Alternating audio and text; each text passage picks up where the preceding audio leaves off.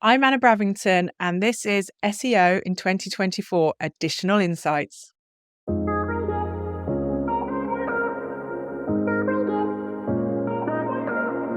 Anna, what's your additional insight for SEO in 2024? Mine is about SEOs communicating their value so that they helps them to get buy-in and budget as well from the stakeholders and the C-suite. So as an SEO, how do you communicate your value to the business? So it's really important to communicate your value in the language that the C-suite and the stakeholders understand. This is where the disconnect happens. So what we tend to do as marketers in general is we have our metrics that we love and we understand them. We understand what they mean for the business and the value that they bring. But the C-suite and MDs, business owners, they don't always understand. They talk in terms of return on investment, customer base growth. So, for example, if we're reporting, from a backlinks point of view or a SERP's position, what does that mean for the growth of the company? They need you to connect the dots together, because otherwise they can't see your worth and SEO's worth in that growth of the company. For example, the higher positions that you are in the SERPs. Is that bringing more traffic? Is that making more sales? It may be obvious. It's completely obvious a lot of the time to marketeers, but it's not so obvious to the stakeholders that you're talking to. They need you to say, right, we're bringing in this amount of extra traffic from getting these positions in search engines.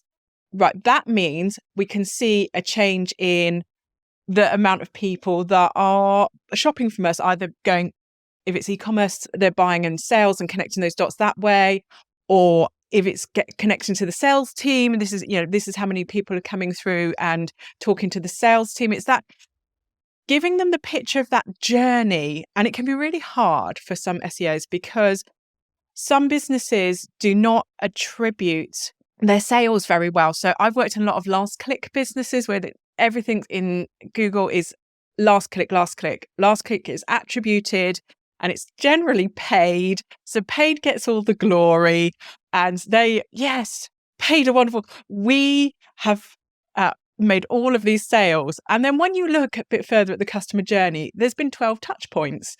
They were not all paid. There was a lot of SEO in there, a lot of content, a lot of, it could be articles from digital PR. There was lots of things across that journey. So it's really hard sometimes for SEOs to show their value. So they have to come and be quite proactive about it and connect those dots for the C-suite, because otherwise their budget's just going to be reduced. Oh, well, paid made the sale, so they can have some more money. SEO, where, you didn't make those sales, so we're going to reduce your budget. And when I've been at Brighton SEO a couple of times this year, the one thing I kept hearing from people was my C-suite are meddling. That I'm doing a strategy and they're changing it all. They've changed my plans. They've stopped me doing things. I feel really micromanaged. I'm really stressed. And this is because they just don't understand. SEO is hard because it is long-term and it's a long-term strategy that is harder to measure. So they get this struggling to get this buy-in. Whereas what I've had to do when I've worked internally is to really turn that around and say, look, we're going to almost measure it like paid measures.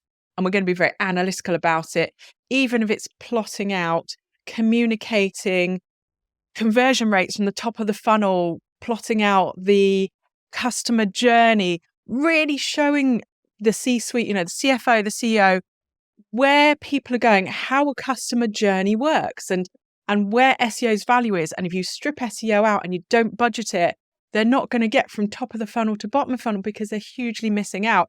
So you have to be really quite clever about it in how that you communicate with them. Is this not dumbing down the value of SEO a little bit? Is it not the responsibility of stakeholders to actually understand how SEO works a little bit more and the metrics that are key to SEO? In some ways, yes. Because if you're running a business, it's really important. But at the same time, over half of CEOs are from finance and operations backgrounds. They're not familiar with it. They have X number of departments that they have to oversee, from HR to operations to finance, you will find that they have a preference from finance and operations because that tends to be the backgrounds they're from, that very analytical backgrounds. So it tends to have to be quite a proactive approach from marketing, in that you don't often get the C-suite coming down to say, well, teach me about this, learn about this. You have to go the other way and say, I'm going to teach you about this because you need to understand it's important to get your buy-in. Because we don't want, this is where you get sort of business leaders interfering in marketing in ways that are detrimental because they don't know, they don't understand, we haven't educated them. And so it is really important for us to be quite proactive about it, because otherwise, and I do agree with you, it shouldn't be like that. We shouldn't have to do that. But even if someone's been in marketing, if you've got a CEO that's been in marketing, they've probably been out of it for a few years. And, with everything changes weekly with our business. So, I barely keep up, and I do this every day, so how are they meant to keep up? So we do have to be really proactive with it and act like, there's a problem a lot of the time at the moment with CMOs not acting like part of the C-suite. They tend to go quite siloed and separate. And that's not helping people understand SEOs, content, different departments, because once we start siloing marketing out, it then makes it really difficult. We need to have that seat at the table, talking the same language, and that language of business. And the thing is, marketing is one of the only departments that doesn't really talk the language of business. Finance, operations, they all talk the language of business, and we don't. So I think that's a lot of the problem. It's not taught to us. It's not in any course that I've ever been in. That I've never seen a marketing course talk about how to talk business goals and, how to talk to shareholders and boards. It's something that's sorely missed everywhere. So there's this just disconnect. I think it's both sides. There's a reluctance either way, but I find with most jobs you have to manage upwards, and you have to, if you want to get anything done.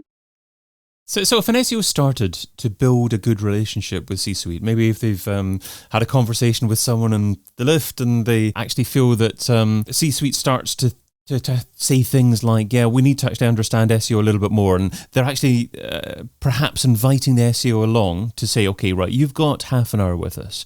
We want you to do a half-hour presentation to share the value of SEO, to educate us a little bit about SEO. What things should be included in that quick training session, and what things shouldn't be included? I think a quick overview of talking about the business goals, because hopefully at this point you know the business goals, and showing how you're going to link your metrics to them so they can see how we're going to measure things. For SEO, there's an education on long-term brand building versus sort of short-term sales activation, making sure that they know that long-term brand building brings a better return on investment. So pulling in stats either from your business or the web on how the better return on investment happens across those channels like SEO. They do like evidence. So they like case studies, they like evidence. So if it's not yours and you haven't got any evidence internally, find case studies from the web. There's some really good case studies. If you just Google SEO case studies on how people have managed to put more into SEO and actually get a better return. I do a funnel, this is the marketing funnel. This is our conversion rates at each stage. If SEO gets a bit more budget, I think I can up this conversion funnel at the top, and I show, we've got 10,000 people coming in here, only 5 people coming out the bottom because our conversion rates are bad. So actually, if we do some more awareness and activity here, or if we need to do some middle of the funnel activity, or wherever, the SEO activity I want sits, then actually this will increase this thing. So if we get 10,000 people coming here, we then get 1,000 people coming out the bottom instead of like 2. So trying to show them with stats and figures, because that's how they work, how you can connect from here to from start to finish, and where SEO's part is in it. The return on investment is incredibly important. And this is why once you talk to CFOs about the return on investment on, sort of the sales activation, in that you have to keep pumping money into it to keep it activated, whereas brand building is long-term and it actually overtakes in return on investment, this short-term sales stuff over time. They like that because they hear the word return on investment and reducing budgets. You can talk about, actually, if we manage to do this, we might even be able to reduce our budget. You see their eyes light up with glory when you talk about, cost savings. So you've got to appeal to, in that sort of thing that you're doing, how they think, cost savings, return on investment, and sort of do a bit of a SEO 101 on how it's going to do that, how it does a great return on investment as well. So there are sometimes a bit of a back of the envelope calculations, because SEO isn't always as easy to say, we put money in here, it comes there. But with conversion rates and understanding how the funnel works, they'll see and understand where you're coming from and why it's important. And how should an SEO react if the C-suite say, look, we understand the value of brand. It's all well and good focusing on the long term, but we have to focus on this quarter, and that's all that matters at the moment. Should the SEO push back and say, look, we need to be building long term as well? Or do they just need to listen to the C-suite and focus on short term? I think there's a balance of both, because if you keep short term, you end up chasing your tails constantly. And I've worked for businesses that do that. But there are areas, I talk a lot about digital PR because I worked at a company that had a real need for short-term gain.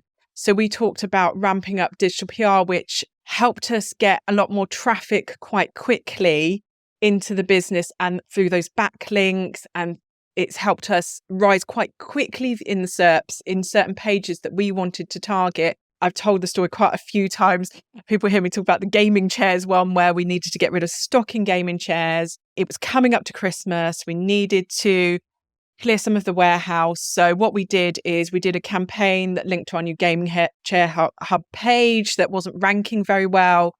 We managed to boost that so we could show that we got more sales very quickly. And this was over 4 or 5 weeks, we were starting to show results. So there are SEO techniques that you can show very quickly. And the thing to take note is that we must stay away from silos, because SEO content has a long-term value. But if you work with the social team and the content team, you can actually get that content out quicker through social channels, reusing it, repurposing it across posts. So you can say, right, this is the long-term game for this channels, but I've worked with social, I've talked to them, we've put them in the schedule. They think they'll work from helping get traffic from social as well. So actually, you can work together to get that short-term game across channels.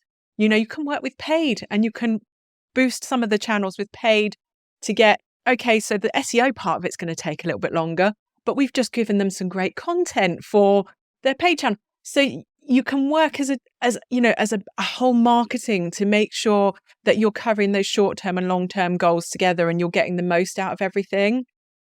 Should all SEOs be doing this? I mean, should highly technical SEOs who just focus on site health be doing this? And also, how do you go about building up these skills? Because thinking about things like conventional business goals, metrics, and strategies don't necessarily come first nature to SEOs. You're not. And this is what I was saying, that they're very rarely taught in marketing qualifications as well. There are a few that touch on them, but they are a skill set that's, not by any marketer's fault lacking. The one things that I think are really good, sitting in meetings that aren't marketing meetings. I used to sit in a lot of commercial meetings, and those are super useful for understanding the commercial goals, how all the other teams, like the operations team, the finance team, are talking about those goals and starting to understand how the business works. I've been in a few roles where the previous marketing manager just went to marketing related ones, and I'd be in everything, particularly new to a business. If it's talking about stock, if it's talking about, the budget for the year, I would be in them, because the best way to learn is to hear how everyone else is talking about it. So doing it on the job and understanding. And there are some there's like mini MBA courses and things like that, sort of management courses, which I talk a lot about. Some of those talk a lot about business. There are, there's a lot of free courses you can find online that are business related courses talking about, go on things like how to set business goals, how to budget, businesses budget, how these sort of things. And those can fill in the gaps. You don't have to do a big thing because you'll just start picking up tips. But going in the meetings also means that people see that marketing, no matter what department you're in, marketing, social media, SEO, content, they know that you're serious about understanding the business and connecting. And to be fair, some interesting decisions happen in those meetings, and then you get to see them as well. So try and step out of the marketing remit and pretend, think about whether you want to go to these finance ones as well, because you will get involved a lot more and they'll see you more on par with them rather than being siloed. So it's it's not just it's good for your career, and it's good for your, them seeing you're facing those meetings, and you'll get that sort of kudos that you are finance and business orientated because you are there as well. You shared what SEO should be doing in 2024, so now let's talk about what SEOs shouldn't be doing. So what's something that's seductive in terms of time, but ultimately counterproductive? What's something that SEOs shouldn't be doing in 2024? I think it's how they report, particularly to the stakeholders and the C-suite. I've been in quite a lot of presentations where we've got a 30-page or 30-slide presentation on SEO, and it goes deep into the metrics. And the problem is, if you email that to people, they just don't read it. If you're in the meeting with them, they maybe just don't understand it. So cutting down those presentations to a few slides and just talking once again back into the business terms of what the business leaders need to know. How is SEO growing the business? What difficulties is it having? Are we reaching our targets? Do we need to change? What's a quick overview of what's happening? And if there's any reason you need to pivot, keep it really high level. Because I think sometimes when we present, I love data and I love the metrics, but for people that it's not their job day to day, they don't want all that detail. And we spend far too much time making presentations of that detail. So cut it back and cut it to a few slides on just those key things that the C-suite need to know. And do have your data. So if they want to sit down and go into it with you, then fair enough. But don't spend that time putting it into something fancy, because that can take hours and it's not really worth it if they're not gonna understand or read it. Anna Bravington is co-founder and marketing strategist at Those That Dare, and you can find her over at thosethatdare.com. Anna, thanks so much for adding your additional insight to SEO in 2024. Thank you. I've been your host, David Bain. You've been listening to an episode of SEO in 2024 Additional Insights, a Majestic series that complements the original SEO in 2024 podcast, video series, and book. Find out more at SEOin2024.com.